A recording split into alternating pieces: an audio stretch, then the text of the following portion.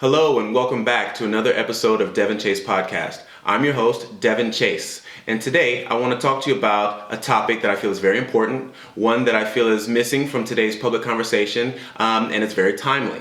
And that's why the title of today's episode is called Defining Moments. What should I do? If you'd like to check out my full bio, please go on my YouTube page, or you can find that on my website as well. That's devenchaserealty.com. But as a third-generation realtor, I've been in business for 15 years. And as a broker, I have brokered, sold, listed, and consulted on over $50 million in real estate.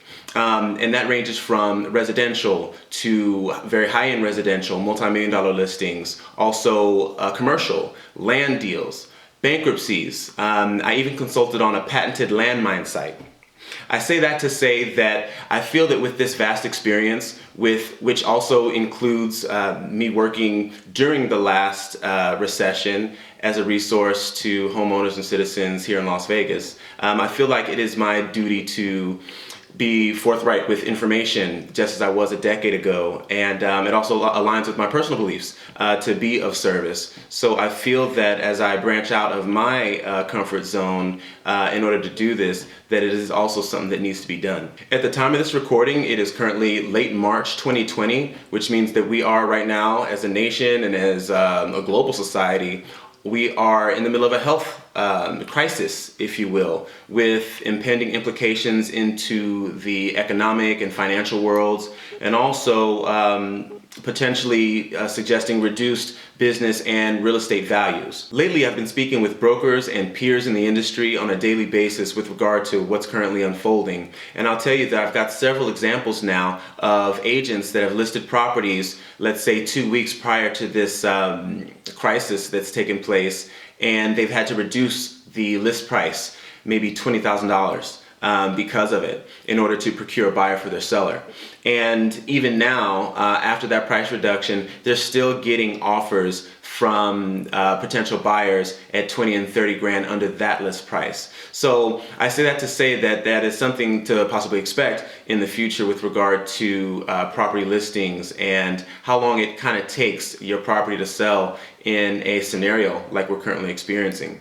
Also, I think it's important to have these types of open conversations with your broker when you interview them before you hire them, because if they aren't speaking to these topics or appearing kind of tone deaf, if you will, with regard to what's currently going on, they may not be someone that you want to work with, right? I say that to say that the same game plan that was used prior, just months prior or years prior to sell a property is probably not going to work for a climate like this. You're going to want to work with someone who at least knows what's going on or has worked in this type of environment, which is a deflationary period, if you will, before. Just a few weeks ago, it's safe to say that we were experiencing what's called a seller's market in the real estate world. And what particularly happens in a seller's market is that there are just enough buyers in the buyer pool that are qualified and eligible to purchase, and also just the right amount of sellers with their property listed in current inventory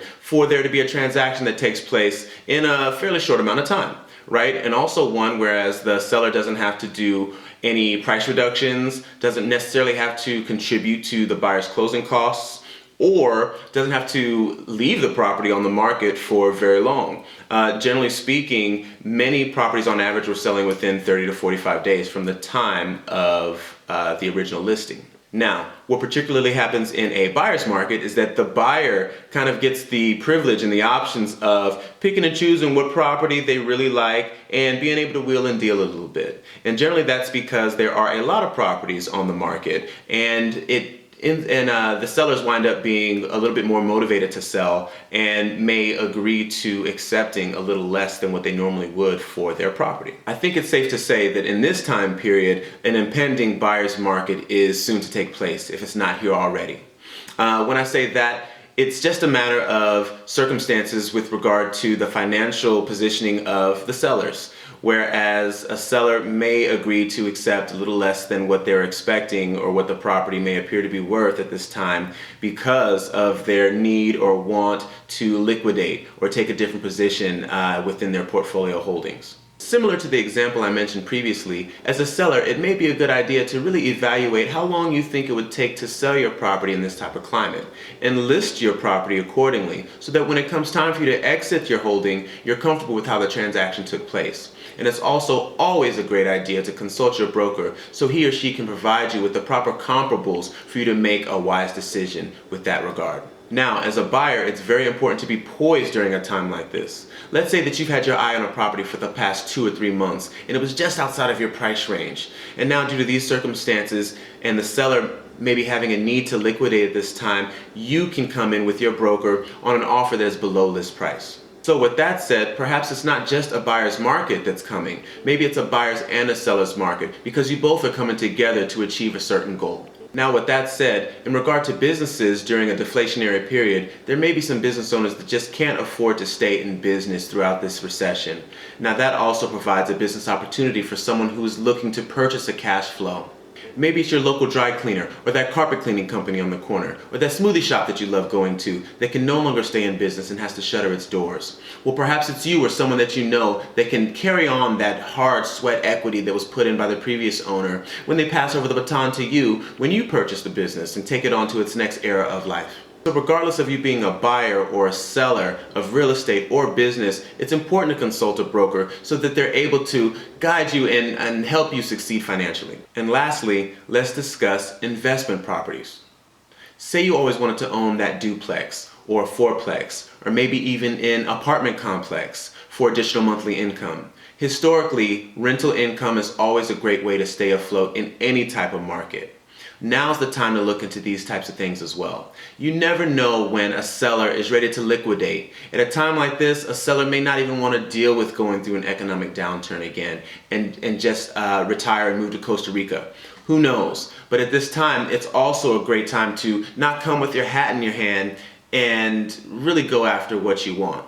Owning or having ownership stake in multi-unit dwellings is always a hot investment in an up or down market because you always receive residual income from these things on a monthly basis. Or even if you're looking at a portfolio of just individual single-family residences or houses.